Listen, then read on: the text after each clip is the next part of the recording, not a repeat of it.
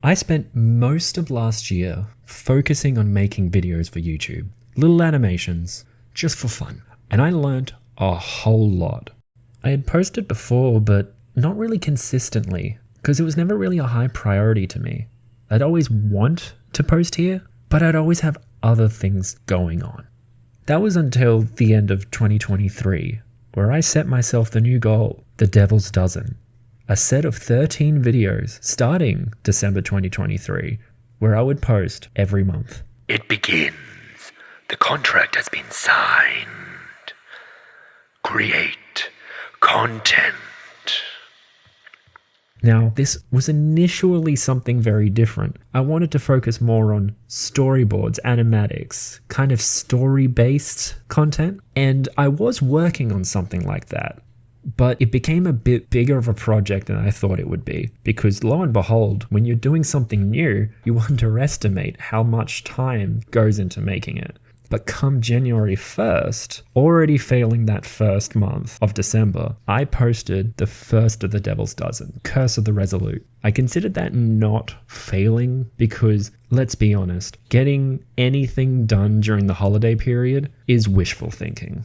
The Curse of the Resolute was exactly what I wanted to hear when going in on this. Something that was encouraging, yet a bit tongue-in-cheek. It was practically just one of my daily drawings, animated with a voice. And I felt the resistance something shocking.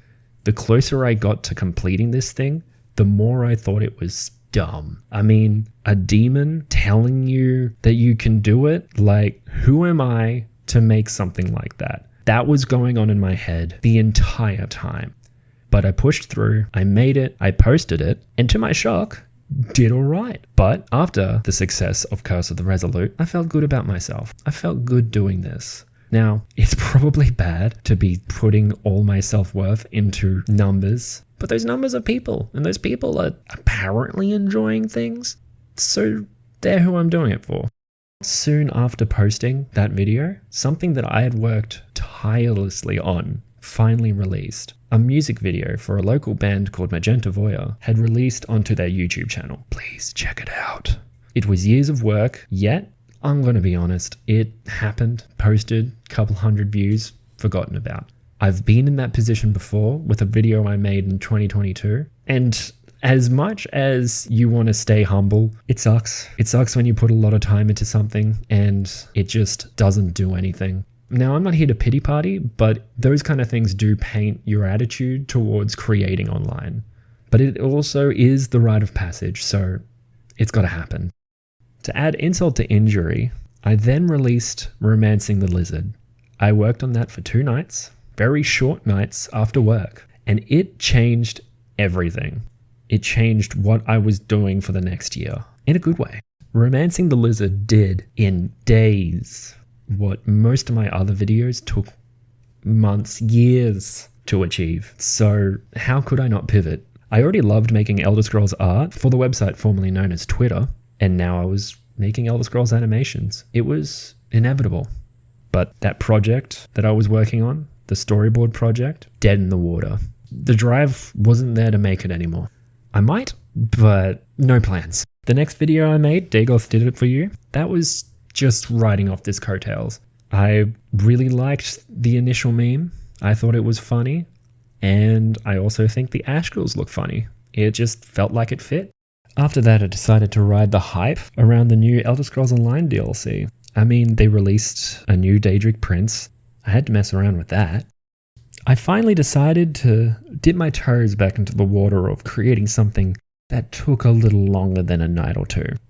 And the Elder Scrolls 30th anniversary was coming up. Better believe I was jumping on that. So I got to work, met the deadline. I really wish I could have made some stuff for the other games, like Battlespire, Redguard, ESO. I probably could have, but just didn't pan out that way. I was still trying to ride the high that was Romancing the Lizard, and I was overseas at this point, but I felt compelled to still release something, so that's how Romancing the Lizard came out. I knew it was easy. I did most of it at the airport and just polished it off while I was in Paris. It was kind of showing the cracks and really showing that YouTube had its claws in me at this point. I mean, I was making funny Elder Scrolls videos while I should have been on holiday.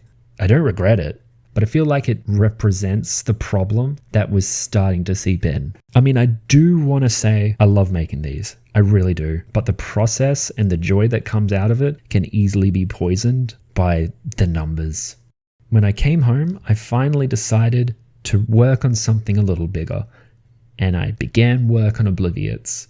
I started working on the background, the assets, the rigs, but because those claws were deep into me, I still felt the need to make something and post it.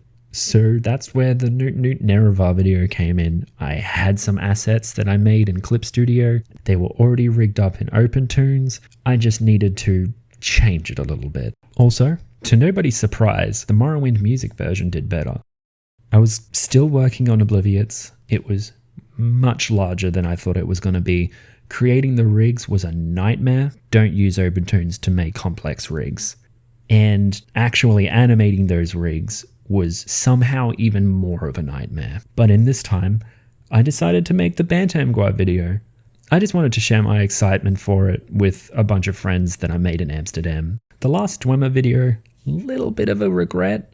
Not because of the video itself, I stand by it 100%. I just didn't level the audio properly. It just bugs me. But Obliviates was finally done, and I truly somehow believed that I did damage to the channel because that one did even more poorly than anything else I made. It really solidified that the effort you put into a video doesn't translate to results. Also at this time, I was streaming on YouTube and I was fearing that maybe that did something. It didn't, but there was still that feeling that I did something wrong. Once again, I don't want it to sound like I'm just complaining, even though I am, because I put so much of my self-worth into those numbers. And sometimes it's really easy to forget that every one of those numbers is a person, which is amazing. But regardless, I persisted because I was still jobless, and what else am I going to do? I still very much have a list of ideas and I just pull from it and work on it. I ended up creating a very formulaic way of making these videos. I would create the assets in Clip Studio, and if it required any form of somewhat complex animation, I'd bring them over into OpenToons, rig them up slightly, animate it, export the PNG sequence, import it over into Blender, then line it up with the audio, add a couple of simple blending effects, render it out. And like that, the year was done. I made 17 videos when I set out to make 13.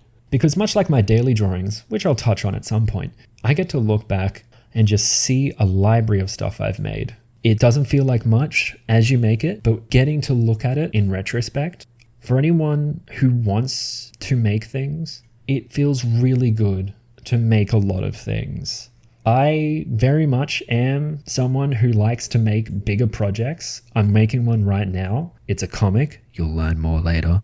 But allowing yourself to make some little things here and there, it sharpens your skills. It introduces people to your work that may not have seen it otherwise. And then you get to look back and just feel proud that you made this. You made all of this. Regardless if it goes well or poorly, you did it. I don't know how to end this